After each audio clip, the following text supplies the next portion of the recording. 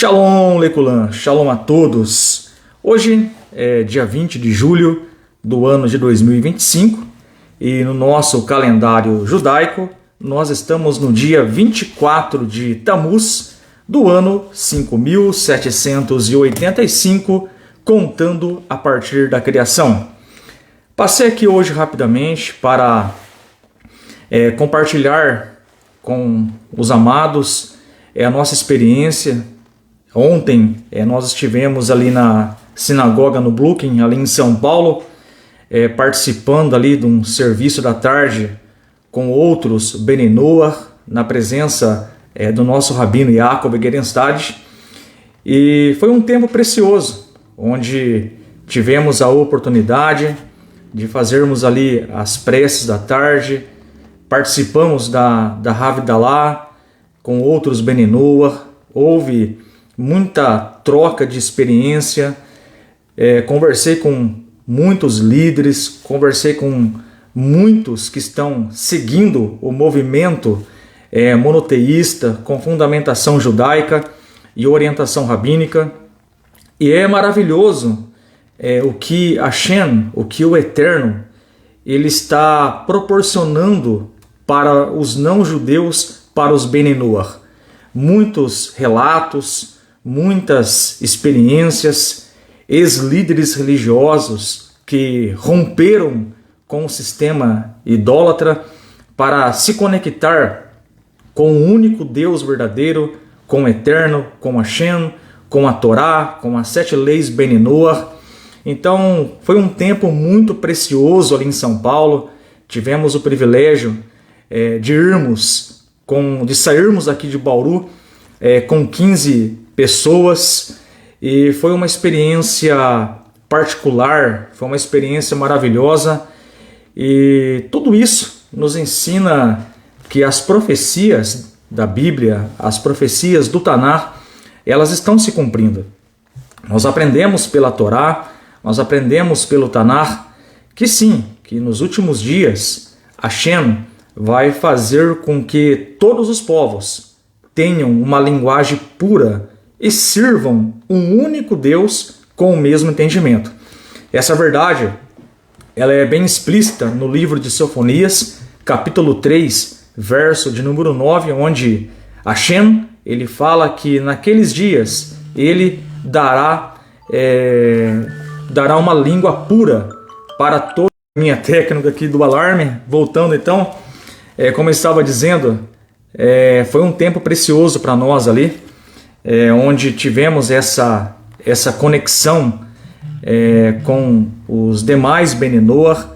E como disse, na minha visão, na minha interpretação, eu entendo tudo isso como o cumprimento das profecias. Sofonias 3:9, como eu estava relatando, Zacarias 8:23, onde fala para nós o profeta que naqueles dias 10 homens de países diferentes, sim, ele procurarão os judeus para aprender a Torá. Então, de fato, nós estamos presenciando esse tempo, essa realidade, não só aqui no Brasil, mas de modo global, onde os não-judeus estão buscando instrução com o povo de Israel, e isso tudo faz parte do cumprimento das profecias. Textos como Zacarias 8:23, Sofonias 3:9, Isaías capítulo 2, tudo isso faz parte do cumprimento das profecias. Então foi um tempo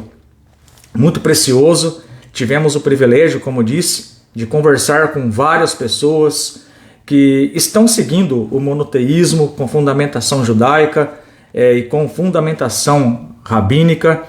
E de fato é maravilhoso o que o Eterno, o que Hashem, ele está realizando no nosso meio. O movimento Bnei Noach, na verdade, está muito explícito hoje, porém, nós, quando estudamos a Torá, em paralelo com a Torá oral, nós aprendemos que as 7 leis Bnei Noach, de fato, elas têm fundamentação desde a época de Adão e Rava, desde a época de Adão e Eva. Então nós aprendemos na literatura judaica que Hashem, que o Eterno, deu 6 mitzvot, deu 6 mandamentos para Adão e Rava, para Adão e para Eva, e a 7ª mitzvah foi dada para Noar, para Noé, ali no livro de Bereshit, livro de Gênesis, capítulo 9, Passuk, versículo de número 4. Então nós estamos bem fundamentados com orientação rabínica de que as 7 leis Bnei Noach é a vontade do Eterno, é a vontade de Hashem para os não-judeus. E como disse Maimônides, todo aquele que recebe as 7 leis e as pratica é chamado de um tzadik, um justo entre as nações. Então, se você deseja agradar a Deus, agradar o Eterno, você que não é judeu, saiba que se você guardar, obedecer às 7 leis Bnei Noach, entendendo que elas vieram de uma origem divina, vieram de Hashem para Moshe no Monte Sinai, e essas mitzvot são explícitas para os não-judeus, e você as guarda entendendo que elas são a vontade de Hashem, de fato, você vai se enquadrar no que Moshe ensinou, no que Maimônides ensinou, que quem guarda as 7 leis Bnei Noach é chamado de um tzadik, um justo entre as nações. Ontem eu comecei a falar um pouco sobre a Parashá de Pinhas, porém devido nós estarmos em transição, em viagem, eu não consegui me aprofundar um pouco no tema que eu gostaria de verbalizar, de falar na live. Porém hoje eu quero trazer a reflexão da Parashá de Pinhas, e a reflexão é dentro desse tema, pensar no arrependimento. Eu sempre gosto de citar a oração do Modei Ani Lefanecha, que é a primeira prece que nós fazemos quando abrimos os olhos, estando ainda na cama. Então, quando nós acordamos e estamos ainda deitados na cama, ao abrir os nossos olhos, ao acordarmos na parte da manhã, nós fazemos a oração, nós fazemos a prece. Modei Ani Lefanecha Melech Haveikayan Sheherizata Binishimati Berrei Milah Rabá Emunaterra. Agradeço a ti, ó Rei vivo e existente, por ter devolvido a minha alma dentro de mim. Grande é a tua confiança. Ora, quando nós refletimos na prece Modei Ani Lefanecha, isso nos emite uma grande verdade, que se acordamos, se conseguimos estar vivos mais um dia, é porque Hashem é bom e a sua misericórdia dura para sempre. Então, em outras palavras, nós recebemos mais um dia de vida, mais um privilégio para cumprirmos a nossa missão na face da terra. O Rebbe de Lubavitch, ele dizia que a nossa missão é fazermos dessa terra a morada de Hashem. E como nós fazemos dessa terra a morada de Deus? Por meio do cumprimento das mitzvot, por meio do cumprimento dos mandamentos. Então, quando você guarda um mandamento da Torá com dedicação, com seriedade, com amor, quando você guarda um mandamento, uma mitzvah, de fato, você está trazendo luz para a face dessa terra. Lá em Provérbios, livro de Mishlei, capítulo 6, verso 23, está escrito que cada mandamento é uma luz. Isto é, cada mitzvah é uma luz. Então significa que se nós praticarmos os mandamentos de Hashem, praticarmos os mandamentos de Deus, que no nosso caso, não judeus, Bnei Noach são 7, de fato você estará trazendo luz para esse mundo, consciência divina para esse mundo, mostrando assim para aquelas pessoas que estão ao seu redor que existe uma vontade do Criador para que os não-judeus possam se conectar com Hashem. Ontem lá em São Paulo, conversando com um ex-líder religioso, um ex-pastor, e ele relatava para mim quão gratificante foi para ele conhecer o monoteísmo com fundamentação judaica, e especificamente as 7 leis Bene Noach. Então nós percebemos que a luz de Hashem, a luz da Torá, ela está chegando, ela está avançando em todos os cantos da terra. E como eu disse no começo, tudo isso são cumprimentos de profecias. E o profeta Isaías, só para reforçar essa visão, que é um cumprimento das profecias, Isaías, capítulo 11, relata para nós que assim como as águas cobrem o mar, toda a terra se encherá do conhecimento de Hashem. E de fato, nós estamos percebendo, visualizando, vendo esse acontecimento em nossos dias. E Baruch Hashem, por isso que nós estamos tendo a oportunidade de aprendermos direto da fonte, o povo judeu, o nosso irmão mais velho. Queridos, pensar no arrependimento é a lição da Parashá. Quando nós lemos a Torá, nós aprendemos que diariamente nós precisamos refletir numa palavrinha-chave, Teshuvá. Teshuvá, uma palavra em hebraica que traduzida para o português significa retorno, significa retornar para Deus. Em que sentido retornar para Deus? Retornar para Deus no sentido de conhecê-lo, retornar para Hashem no sentido de fazer a tua vontade. Então nós, não judeus, por exemplo, se nós queremos conectar com o Deus de Abraão, Isaac e Jacó, se nós queremos fazer uma conexão com a Torá, nós a fazemos guardando as 7 leis Bene Noach. E quais são as 7 leis Bene Noach? Eu falo muito das 7 leis porque, de fato, é a nossa missão, é o nosso compromisso maior agradar a Hashem por meio das 7 leis Bene Noach.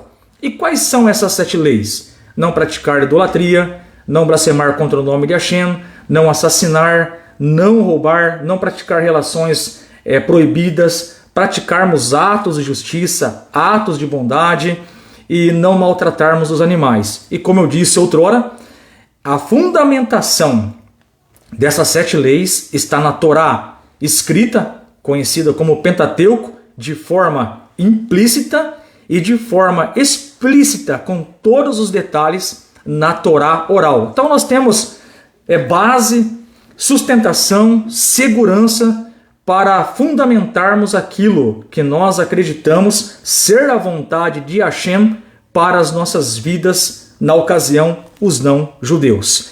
Queridos, pensar no arrependimento envolve passar pela palavra Teshuvá, que é retornar a Deus. Retornar a Deus fazendo a sua vontade. E por que no início do nosso shiur, da nossa aula, eu trouxe a prece do Modé Ani Lefanecha, que é a primeira oração, que é a primeira prece que nós fazemos assim que abrimos os nossos olhos, estando ainda na cama. Porque se você está vivo, reflita comigo, é porque a gente deu mais um dia. E a prece do Modé Ani tem um trecho dessa prece que diz assim: porque grande é a tua confiança. Então, se nós ganhamos de Hashem mais um dia de vida, e a prece do Modé Ani Lefanecha fala para nós no final que grande é a confiança de Hashem em nossas vidas. Então, se Hashem nos deu mais um dia de vida, significa que Ele confia em nós para realizarmos, para fazermos a vontade dEle e cumprirmos a nossa missão na face da terra. Agora repare comigo. Imaginem que no dia anterior você não teve uma conexão forte com Hashem, você desviou do propósito de Hashem, você desviou do propósito do Eterno, mas Deus, como é misericordioso, Ele te deu a oportunidade da sua alma, quando você dormia, retornar ao seu corpo e você acordar com vida. Ora, e grande é a confiança dele em nós, porque Ele devolveu a nossa alma. Isso tem uma conexão com esse tema, pensar no arrependimento. Em que sentido? Repare, mais um dia de vida, mais oportunidade para você fazer a techuvá, para você retornar para Deus, para você fazer uma techuvá interna, olhar para os seus comportamentos, para as suas atitudes, fazer perguntas de reflexão. Será que estou agradando a Hashem? Será que estou de fato comprometido com a vontade dele por meio das 7 leis Benenoach? Será que sou um bom monoteísta? Será que estou levando a sério a minha vida, a minha missão espiritual na face dessa terra? Então, a techuvá, que significa retornar para Deus, ela tem várias ramificações, ela tem várias aplicações e reflexões. Nós temos que olhar para nós, temos que fazer reflexões. Será que estou agradando a Hashem do jeito que a Torá manda, do jeito com o ensinamento rabínico pertinente às 7 leis Benenoach? Será que estou de fato cumprindo as 7 leis como deve ser cumprida? Então a techuvá, que significa retornar para Deus, ela é muito profunda. E eu diariamente, quando eu faço modê ani lefanecha, deitado ainda na cama, eu agradeço a Hashem de coração. Posteriormente, fazemos ali as nossas necessidades, fazemos ali a ablução das mãos e começamos o nosso trabalho a Hashem. O trabalho, o serviço a Hashem, por exemplo, a prece de manhã do Sidur Benenoach, quando nós fazemos prece a Hashem, nós estamos trabalhando, nós estamos fazendo um serviço a Deus. Então eu tenho refletido muito sobre pensar no arrependimento, que tem uma conexão muito forte com a paraxá da semana passada, porque hoje já é o primeiro dia da semana seguinte. Então pensar no arrependimento passa por techuvá, um retorno a Deus. Estou vivo significa que eu recebi uma oportunidade de pensarmos no arrependimento. Muito bem. Quando olhamos para a Torá, nós temos exemplos de techuvá, nós temos exemplo de usar a mente, de pensarmos, de refletirmos naquilo que nós praticamos de errado? Sim. Por exemplo, tem um texto na Torá que se encontra lá no livro de Deuteronômio, capítulo 30. Esse texto de Deuteronômio, capítulo 30, é uma criptonita para aqueles que se acham o Superman da idolatria. Deuteronômio, capítulo 30, é uma bomba para o sistema idólatra. Por quê? Quando nós lemos Deuteronômio ou Devarim, capítulo 30, nós aprendemos que Devarim 30 tem uma forte conexão com a techuvá, com o arrependimento, com a mudança de comportamento, tanto nas ações como na intenção. E lá está escrito que se o povo de Israel eles pecarem contra o Eterno irá espalhá-los para os 4 cantos da terra. Ok, até aí tudo bem. A Torá fala isso. A Torá tem como relógio Deuteronômio capítulo 28 e 29, bênção e maldição. Se o povo judeu guardarem a Torá, obedecerem às mitzvot, de fato, queridos, Hashem vai dar muita prosperidade para o povo judeu. Mas, se eles abandonarem as mitzvot, se eles abandonarem a vontade de Hashem, sem sombra de dúvida, vai se cumprir o que está escrito em Devarim, capítulo 28. Mas olha que interessante. Vamos avançar. Capítulo 28, capítulo 29, vamos para o capítulo 30 de Deuteronômio. Lá está escrito que se o povo eles estiverem longe da terra de Israel, em terras longínquas, e estando lá, repare bem, e veja se não tem conexão com o nosso tema, pensar no arrependimento. E eles estando lá, em terras longínquas, e eles lembrarem dos meus mandamentos, e se arrependerem, eu os trarei de volta para a terra e perdoarei os vossos pecados. Por que eu disse que Deuteronômio capítulo 30 é uma bomba para o sistema idólatra? Porque Deuteronômio capítulo 30 mostra a fórmula de como o povo judeu recebe perdão de Deus. Muitos afirmam que o povo judeu, e tacam a lenha no povo judeu, falam mal do povo judeu, porque o povo judeu, se não aceitar o fulano de tal, vai queimar como batatas fritas no inferno para sempre. Mas Deuteronômio 30 derruba essa argumentação pejorativa do povo judeu. Deuteronômio 30 diz que se eles lembrarem das minhas mitzvot, isto é, uma techuvá, um pensar no arrependimento, Hashem vai trazer eles de volta para Eretz Israel e vai perdoar os pecados deles. Agora reflita comigo.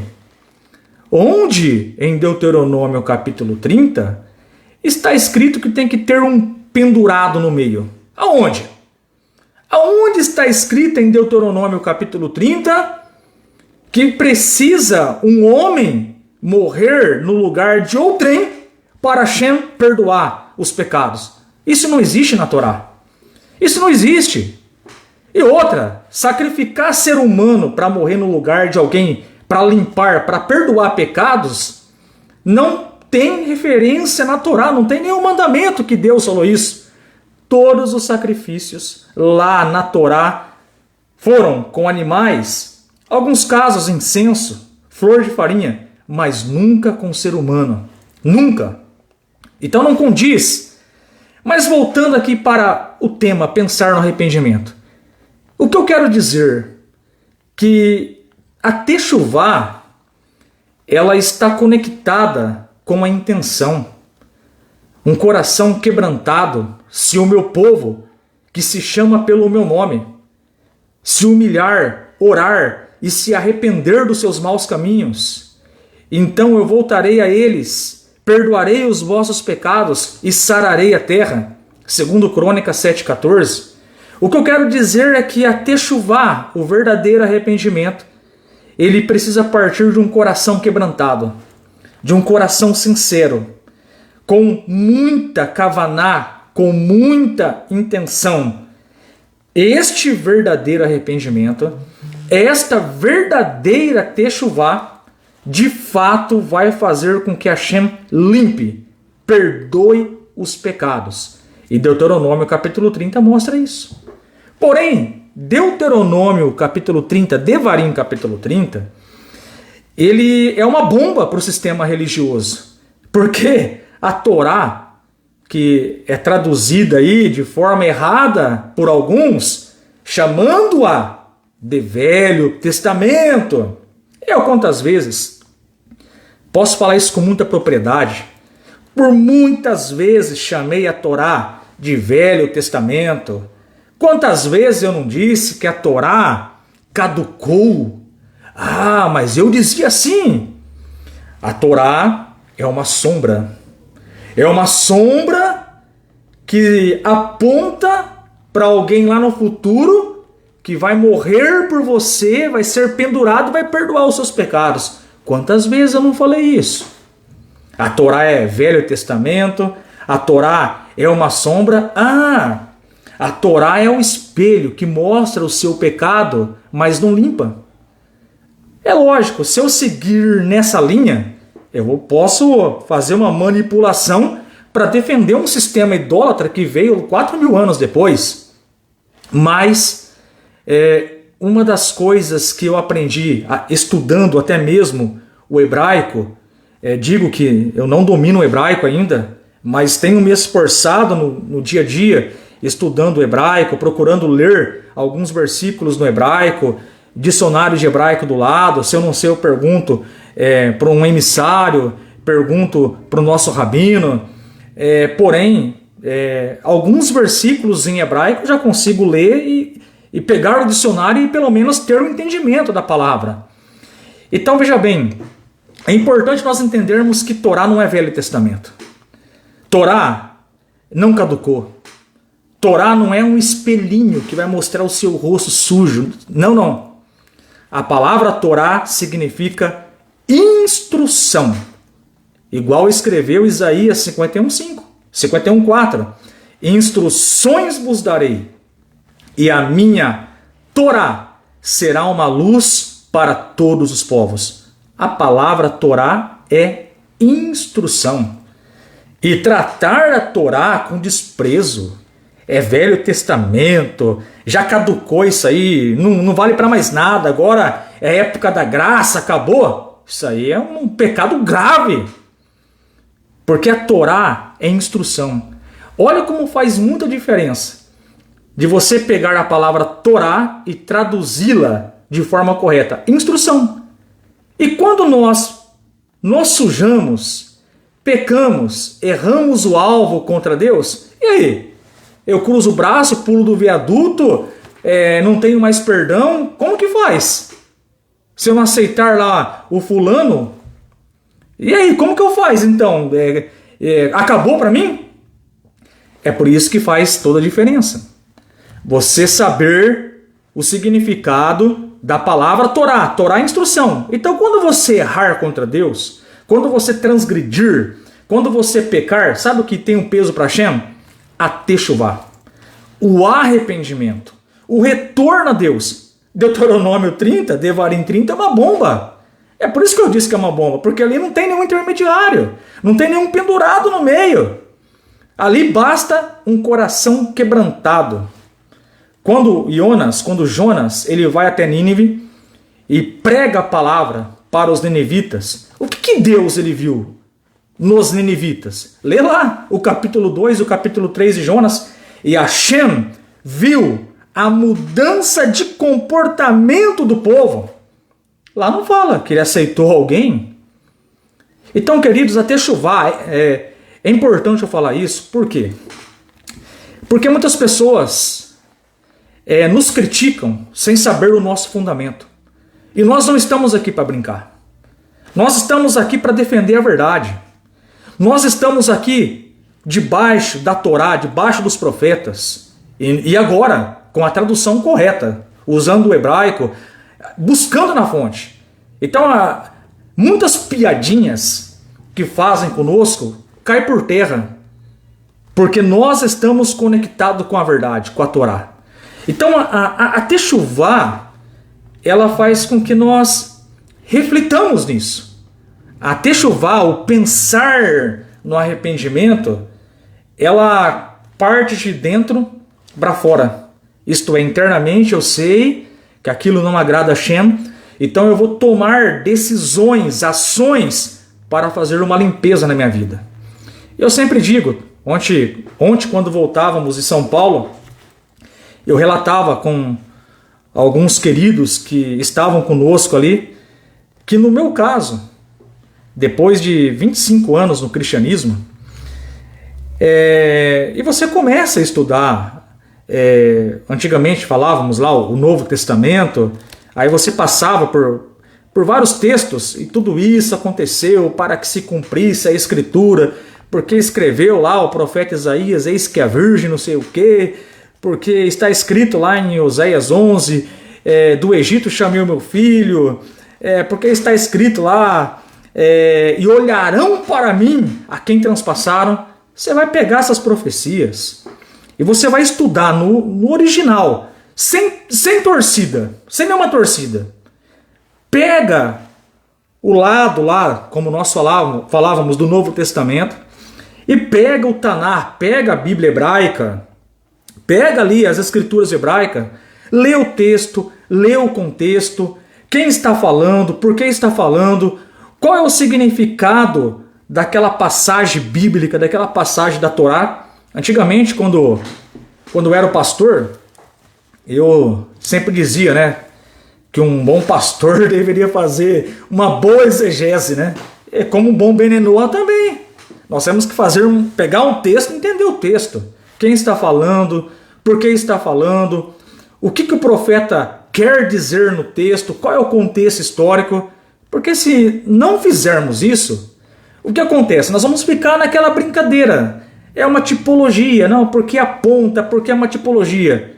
Sendo que o texto é literal, o texto é claro, o que o profeta está dizendo, mas aí, para eu encaixar, para eu defender algo que veio 4.000 anos praticamente depois da Torá, eu tenho que falar que é uma tipologia.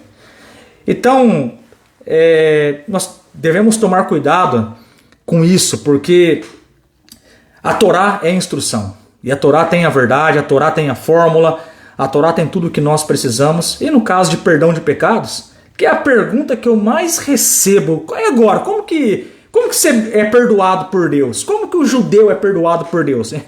Eu não sou judeu, tá? Eu sou um Ben Noah. Sigo o judaísmo nessa configuração de um Ben Noah, um justo entre as nações. Então a resposta é bem simples. Ora, se a palavra Torá significa instrução, ela tem instrução. Quando você peca, ela instrui. Se arrependa. Simples de tudo. E a instrução é objetiva, sem nenhum intermediário no meio.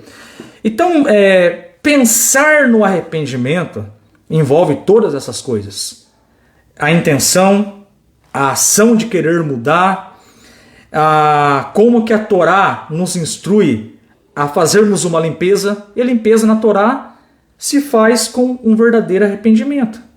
Deuteronômio capítulo 30, tome nota aí. Jonas capítulo 2, capítulo 3, 2 Crônicas 7,14, Isaías capítulo 2, são textos que falam de arrependimento e chamam o povo para uma conexão forte com Hashem. Queridos, e o personagem da nossa paraxá, hein? O Pinhas. Pinhas, ele foi um herói. O Pinhas, ele foi aquele que executou uma lei, porque fala para nós, a nossa paraxá, que houve uma transgressão no meio do povo judeu. Nós conhecemos aqui a história da paraxá, eu já estou indo para a reta final, então vou procurar aqui resumir para nós extrairmos o caldo, a aplicação, a lição para nós. Então nós aprendemos, estou aqui com o comentário da Torá em mão, estou com o Rumash em mão aqui, os versículos já com a explicação judaica, e estão trazendo aqui a reflexão para nós. Nós sabemos que o povo de Israel, eles estavam praticamente dentro da terra, dentro de Eretz Israel. Então aconteceu aquele fato que o Balaque, o rei de Moabe, ele contrata o Bilã, muito conhecido no português como Balaão. Balaão é aquele que a mula falou com ele, uma história muito conhecida. E nós sabemos que o Balaque, ele seguiu, ele executou a orientação desse Balaão, um feiticeiro, como é dito pelos comentários judaicos. E o Balaque, ele colocou ali barracas e começou a realizar festas com mulheres. E essas mulheres seduziram ali homens que tinham conexão com a Torá. Eles transgrediram, praticaram a prostituição e posteriormente, conforme nós aprendemos, eles praticaram a idolatria adorando um deus chamado Baal Peor, o senhor do desnudamento. Isto é, essas mulheres, elas eram tão maléficas que elas seduziam os judeus, elas seduziam aqui o povo de Israel, elas, no momento do ato sexual, elas obrigavam, elas tiravam o ídolo das suas vestes e forçavam ali o povo a se despir, a arrancar a roupa em homenagem à idolatria. Então muitos caíram nessa cilada. Hashem ficou bravo com o povo porque eles se contaminaram, eles sujaram, aí veio o juízo de Hashem, Deus julgou o povo e houve ali uma sentença para cima de 157.200 israelitas que foram culpados pela transgressão. Então nós percebemos aqui que o contexto da paraxá, ela mostra uma sujeira. E a sujeira, que é desviar do propósito de Deus, que é desviar do propósito de Hashem, ela tem uma consequência. E aqui é o outro lado. Se você decidir seguir um caminho errado, as consequências virão. Fala para nós aqui a Torá em Bamidbar, Números capítulo de número 25, verso de número 4 e verso de número 5, que Hashem ficou furioso com o povo judeu. Essa é a realidade. A consequência do pecado, a consequência do erro, pode trazer consequências sérias. Então Hashem puniu ali o povo judeu com uma peste, aplicou o juízo no povo. Mas o que chama atenção aqui, queridos, é que a Torá fala que os transgressores da tribo de Simão se aproximaram de um dos seus príncipes, chamado Zimri. Então esse Zimri, ele fazia parte da tribo de Simão, e esse personagem aqui me chamou a atenção. Esse personagem aqui nós podemos chamar o Zimri daquele pecador obstinado. Um cara que não tem vergonha de pecar, não. Um cara que mostra, eu vou pecar e não quero nem saber o que as pessoas pensam. O famoso pecador obstinado. Então, encurtando a história, o Zimri, ele foi lá na terra de Midian e trouxe uma mulher chamada Cosbi e manteve relação com essa mulher no meio da congregação de Israel, desafiando a santidade, desafiando o próprio Moshe. E Moshe, fala para nós os comentários, ele esqueceu de aplicar a lei nesse caso, que era sentenciá-lo, esse pecador obstinado, à morte. Então pergunta a Torá, mas como assim Moshe esqueceu da lei?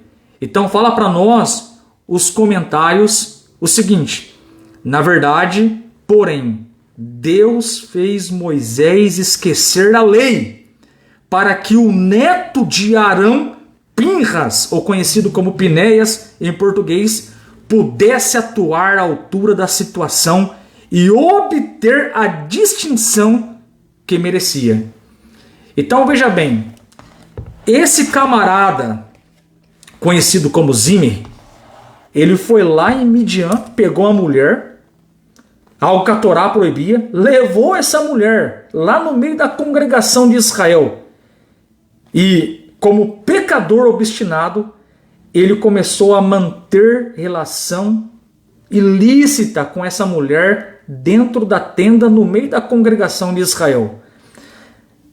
Moshe, que foi tão duro, que foi tão certeiro ao exortar o povo no pecado de idolatria, lá no Monte Sinai, quando eles fizeram o bezerro de ouro, nesse exato momento ele esqueceu de aplicar a lei nesse pecador obstinado. Mas aí a explicação que nós temos é que Deus permitiu isso. Deus permitiu ele esquecer a lei para dar a oportunidade para Pinhas. E fala para nós, a Torá, que Pinéias, foi lá e eliminou, fez uma limpeza no meio do povo de Israel. E a fúria de Hashem, ela passou. O que eu aprendo aqui? A importância de termos ações mediante aquilo que nos prejudica com Deus. Toda essa história aconteceu para que o plano de Deus, a vontade de Hashem, de dar a oportunidade para Pinhas eliminar o mal do povo judeu. E com isso, pensando nesse tema de pensar em arrependimento, pensar em techuvá, uma outra vertente da techuvá, do verdadeiro arrependimento, é que muitas vezes vai exigir de nós ações, mudanças de postura, mudanças de comportamento. Quais comportamentos você precisa mudar hoje? Você que está estudando o monoteísmo com fundamentação judaica e orientação rabínica, o que falta para você? Tomar uma decisão. Há 4 anos atrás, praticamente, eu tomei essa decisão. E hoje estou conectado com a Torá, com o povo de Israel, com o Eterno, o único Deus, que nunca nasceu, que nunca morreu e muito menos ressuscitou. Esse Deus é o Eterno, o Deus de Abraão, Isaque e Jacó. E a vontade dele para os judeus são as 613 leis. Para nós não judeus, as 7 leis Benenoar. A você, um Shavua Tov a todos, Shavua Tov para o Rafael, a Rafaela que está acompanhando, a todos que estão acompanhando, e bora vivermos Torá na veia. Shavua Tov Lekulam, boa semana a todos.